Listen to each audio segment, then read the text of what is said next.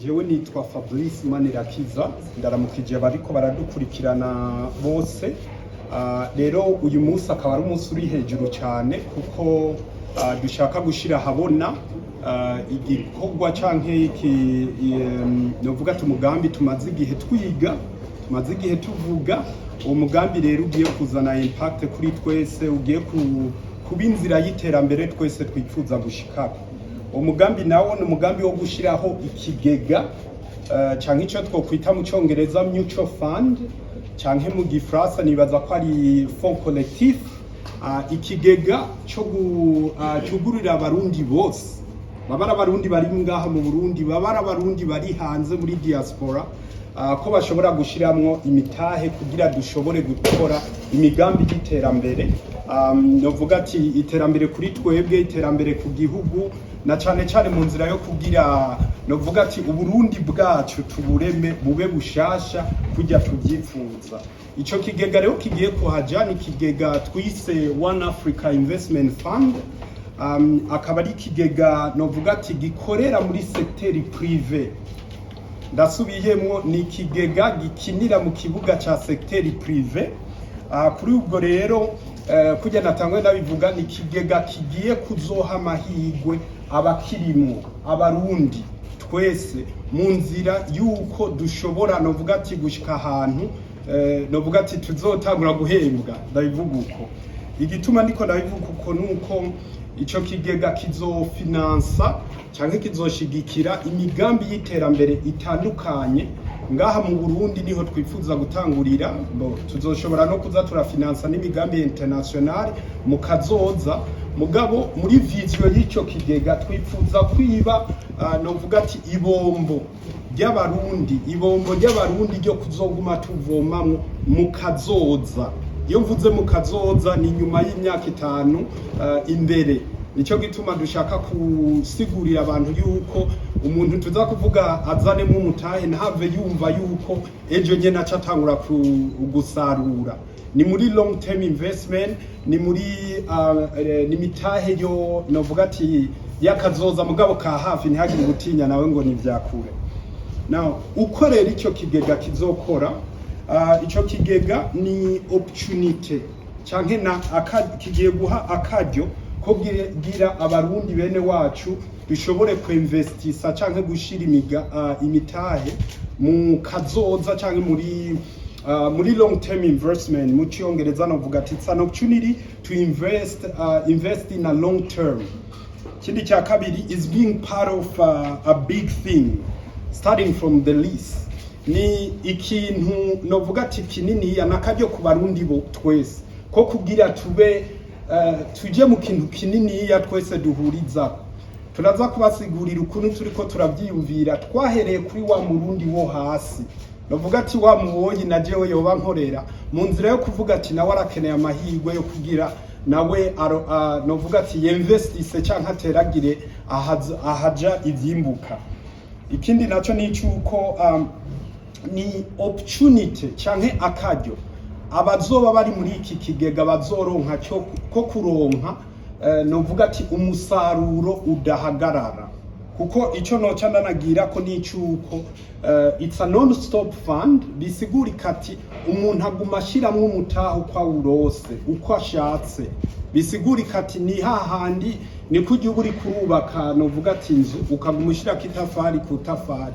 Rero ngaha naho ukugwiza umutahe wawe ni kuzokwimbura vyinshi. Ivyo ntawo uwo ari we wese arabizi. Rero nagira ntangure mu kubasigurira uko icyo kigega kizokora, cyane cyane uburongozi bwaco, cyane cyane uko bizogenda. Rero ngaha turafise aho shaka kugira presentation. Iyo presentation ni structure.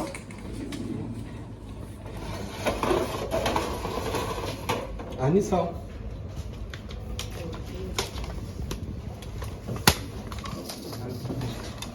sawa. Egezino kandi pasi. Sawa. Turonga ikibazo cy'amajwi. Je mpagaza sawa. aha ni sawa. Rero twabasiguriye ikigega cyitwa One Africa Investment Fund, ni muri structure y'ibyo bita mutual fund, kandi ndabibutse ko ari ubwa mbere hazoba hashinzwe ikigega mu Burundi.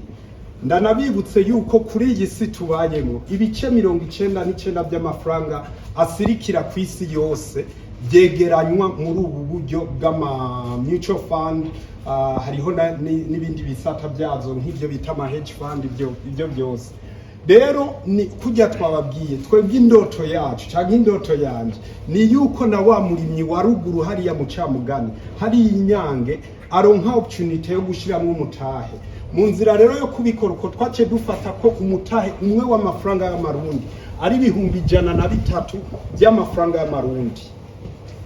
Umutahe umwe mu mafaranga y'amadolari cyane cyane ku ba diaspora cyangwa uwo wese yifuza kuriha mu mafaranga y'agaciro ni 103, kandi mu kuriha mu madolari byuguriwe ari wowe turaza kubasigurira mugabo ukuntu bitandukanye muri valere, kuko obviously uwarishe mu madolari umutahe uri hejuru paraporo y'uwarishe mu marundi.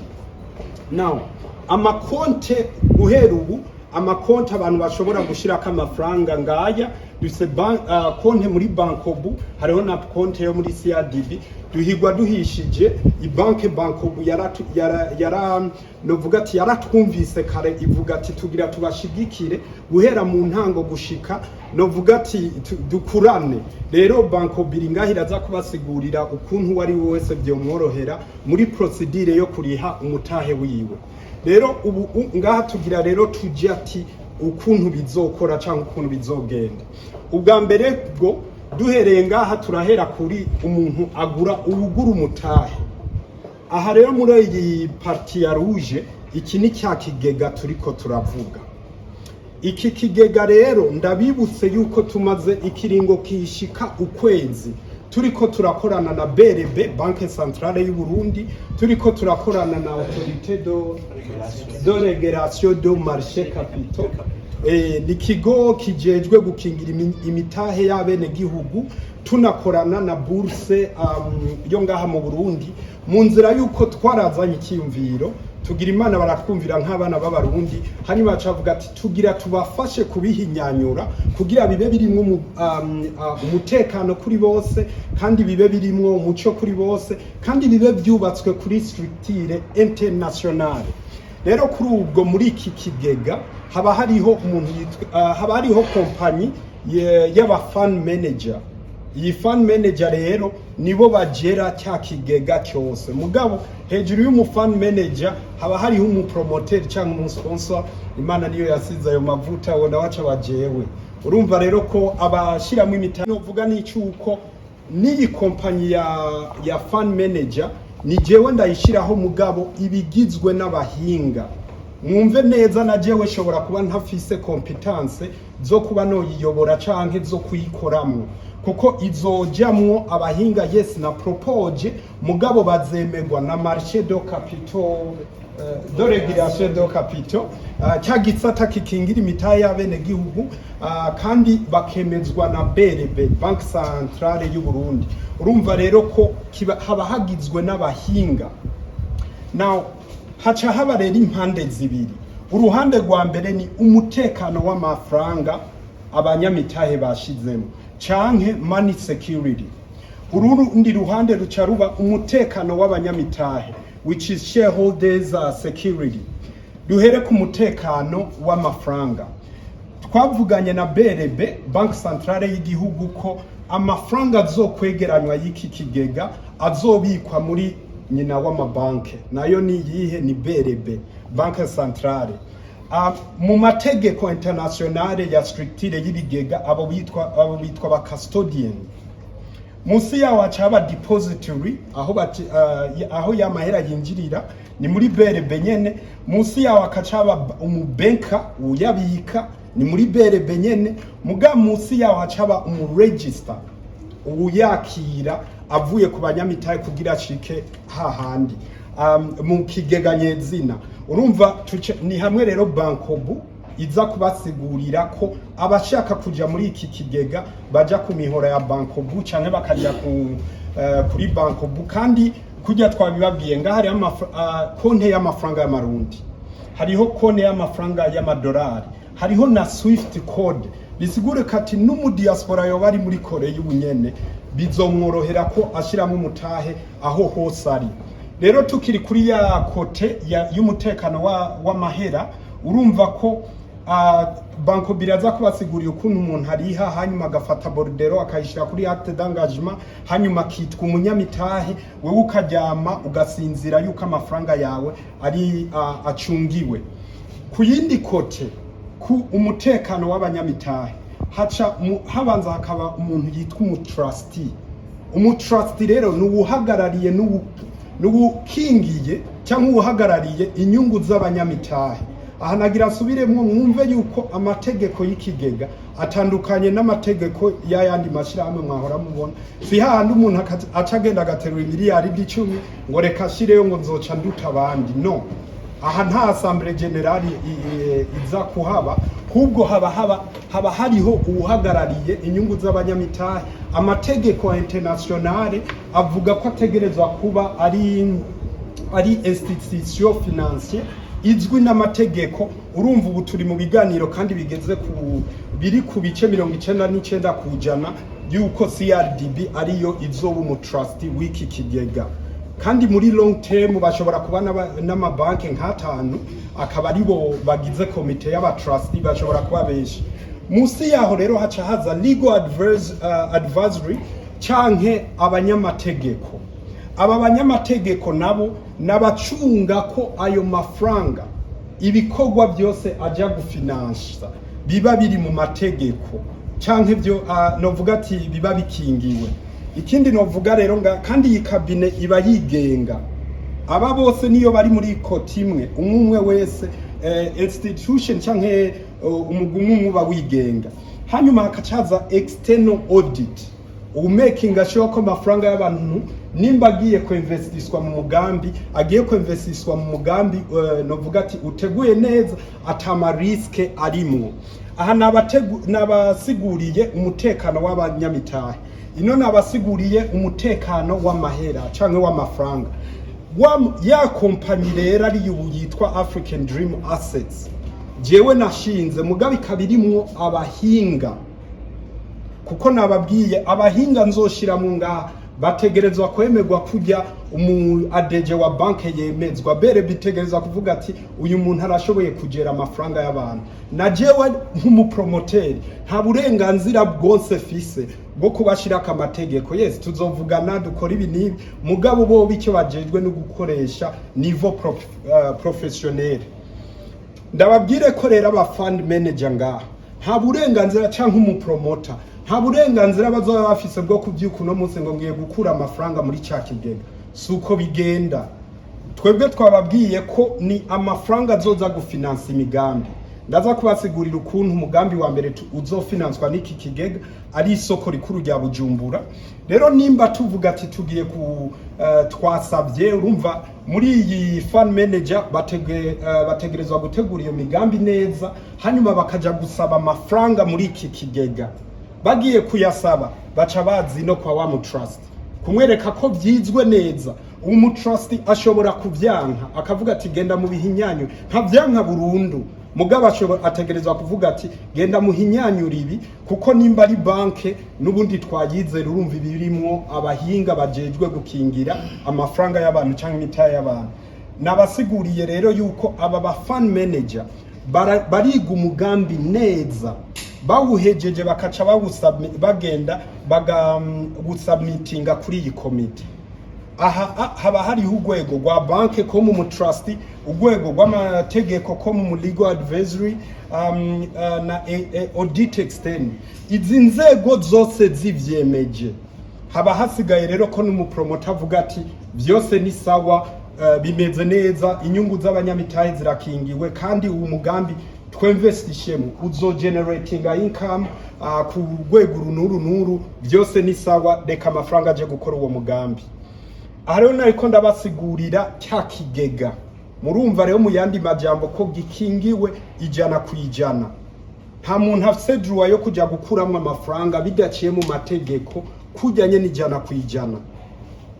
Now iki kigega rero kizoza gufinansa imigambi yunguka. Ndabibutse turi mu byunguka. Jewe ibi byose ndiko ndavuga uko nta kintu cy'ubusa nzoza kuvuga ati iki kigega kije gukora, kuko ndazi uwo ari we wese ashaka gushiramo umutahe ashaka kuwushira mu biki mu bintu byunguka. Rero imigambi izofinanswa izoba ari mu masekteri atandukanye makuru, amasekteri makuru.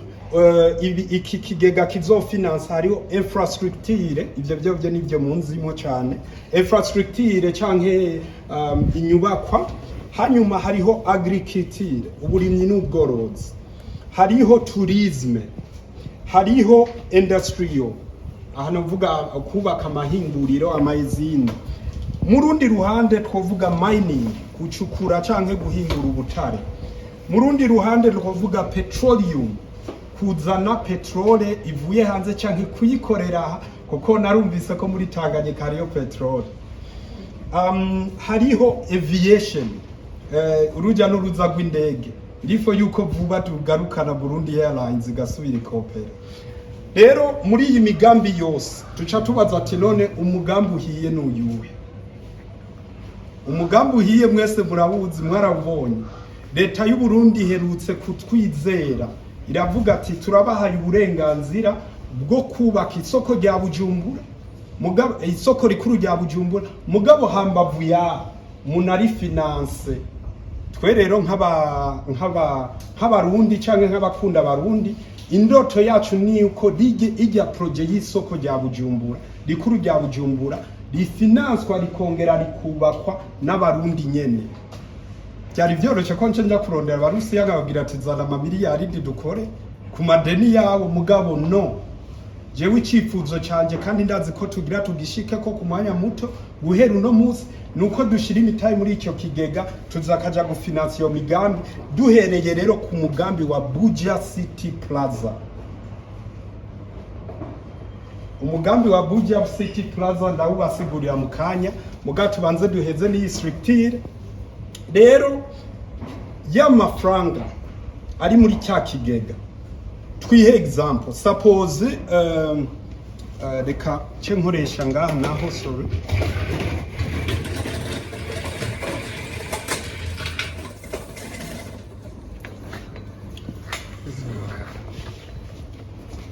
Suppose y'amafaranga iri muri 1A investment fund. Nababwiye uko iki kigega gikora. Rero ngaha hariho umugambi wa Bujumbura City Plaza. Rero uwo mugambi ugiye gusaba imiliyaridi 1,000 muri ngaha. Mwibuke uwo mugambi ndabibutse ko wahawe ishyirahamwe ryitwa Ubaka Nation Group. Iryo shyirahamwe rero Ubaka Nation Group rifi ngaha, icyo rizokora n'icyuko rijya gusaba amafaranga yo kubaka wa mugambi muri 1A IF. Now nimba bizokogwa n'imiliyaridi 1,000, nuko mu vyigwa tumaze gukora turaza kubibasigurira, n'umugambi wunguka cyane gose, ibyo ntawo bishidikanyako. Bagiye gusaba imiliyaridi 1,000, hakaca hunguka imiliyaridi 1,000 nyene. Bisigurika ati izi miliyaridi 1,000 zo ngaha ziza kurepresentinga 100%.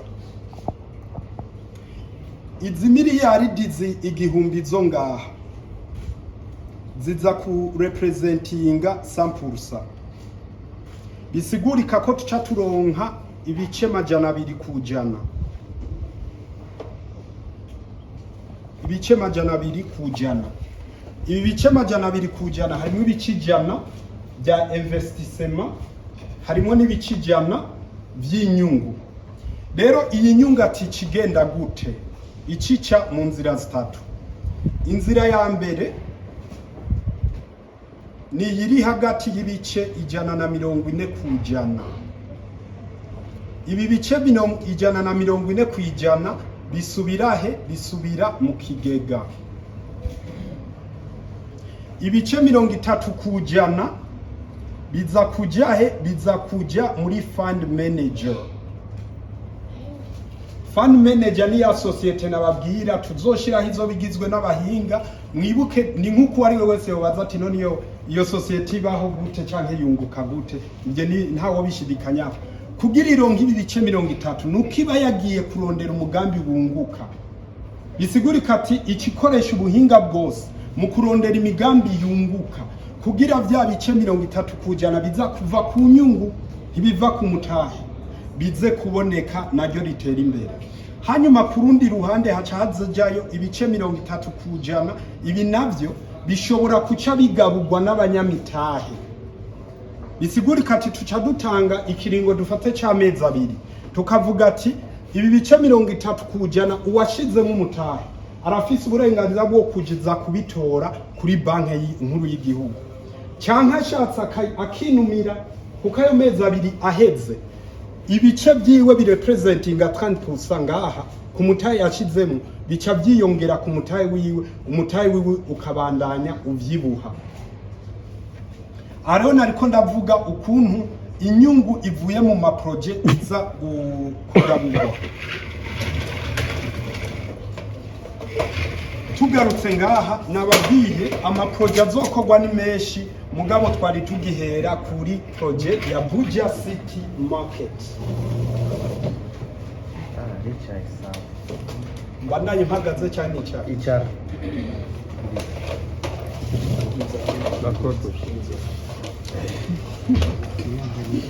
Kameramani twaragowe baje.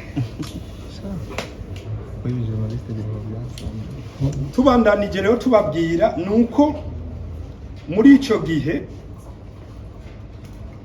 twabasiguriye management y'ico kigega. Ni management iri mu mategeko au niveau y'igihugu na management iri mu mategeko au niveau international. Kuko iki kigega twacise One Africa Investment Fund. Ico twobamenyesha ni icuko guhera uno munsi duhamagariye abarundi bashiremwo imitahe. Mugabo ni nk'inyuma y'umwaka canke imyaka 2 dushobora no kugururira n'abandi banyafrika kubera twifuza ko kiba Pan African Investment Fund. Urumva n'amahirwe ku barundi kugira babanze abari bo bafati ya mbere gushira umutahe mu kintu gikomeye novuga ati kinini yiya. Ikindi rero novuga ni cyuko security canke ugukingirwa kw'imitahe twagiye turabivuga. Ubu rero mu nkundire mvuge agaciro k'imitahe.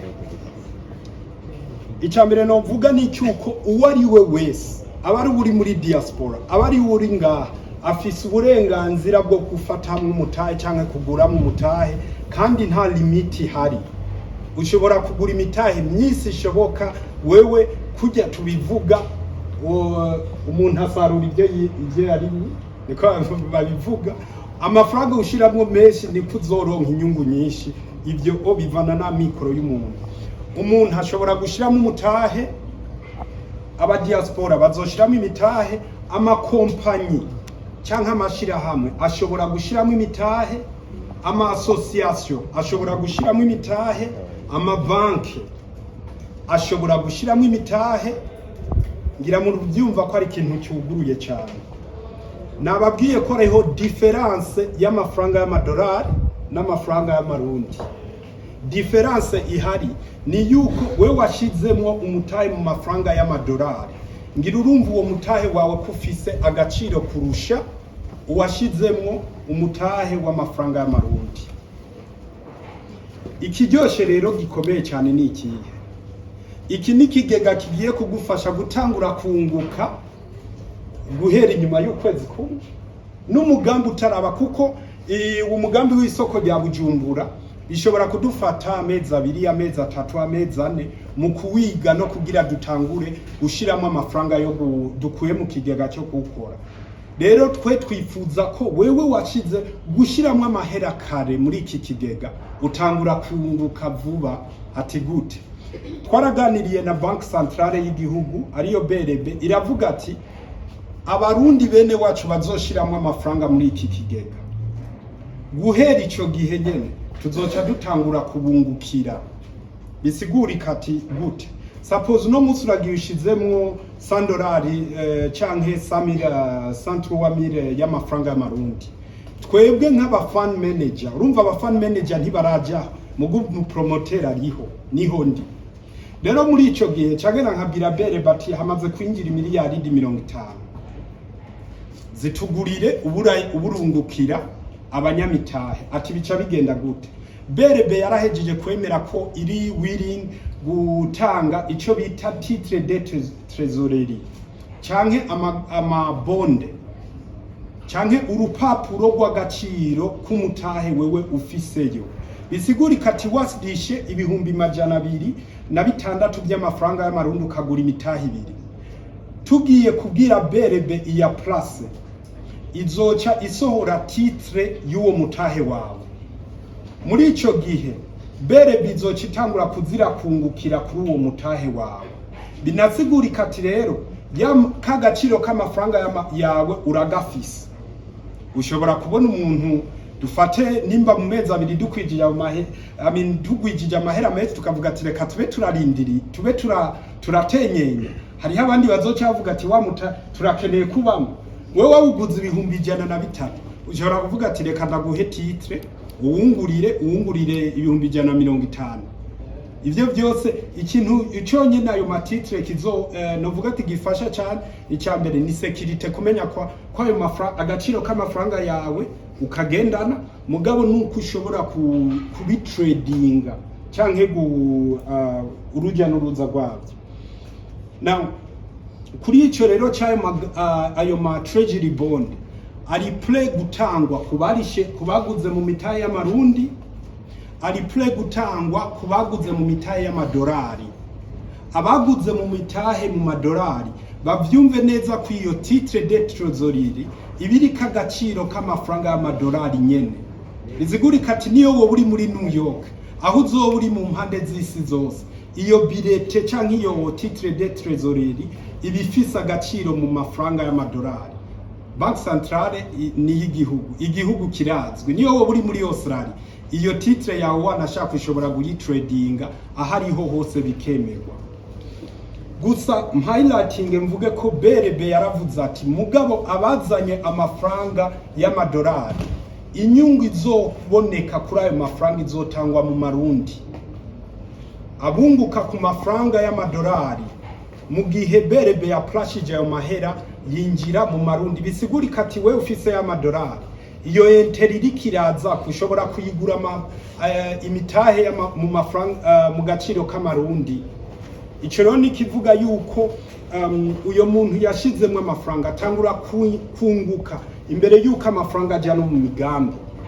Ikindi no kongereza ko nicuko buri kwezi kumwe tuzoza turaja guplasa ayo mafaranga.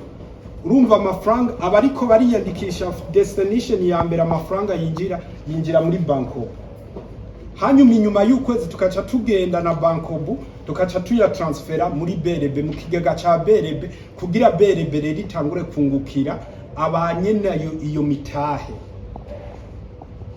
Ikindi novuga ni cyuko abantu ntibemerewe gukuramwe amafaranga bashizemo. Bisigurika ati kiretse ico kigega kigeze ahantu kigapfa tukavuga ati nta migambi turose yo gukora canke ijuru riradukorokeyeko. Muri ico gihe amafaranga yawe washizemo uzoyakura mu konyene wayashizemo. Ikindi novuga shaka abantu bantahure rero neza. Abantu bantahure ko kugura umutahe mu kigega ntibaguze isoko rya Bujumbura, ntibaguze ikibanza mu isoko rya Bujumbura. Aha baguze imitahe mu mugambi w'ikigega kizofinansa isoko rya Bujumbura. Niyo uzoba ufisemo miliyaridi 50, nta burenganzira ufise bwo kuza guhonyora washizemo ibihumbi 103 by'amafaranga y'amarundi. Uwo ari we wese nihagera ko twe novuga ati dutangura ko exploiter isoko mu gutanga ibibanza bizotangwa hisunze amategeko n'ububishoboye. Ntuzoza uvuga ngo jewe ndi kanaka mu kigega, no, hazokurikizwa amategeko, ntawe uzohonyanga amategeko.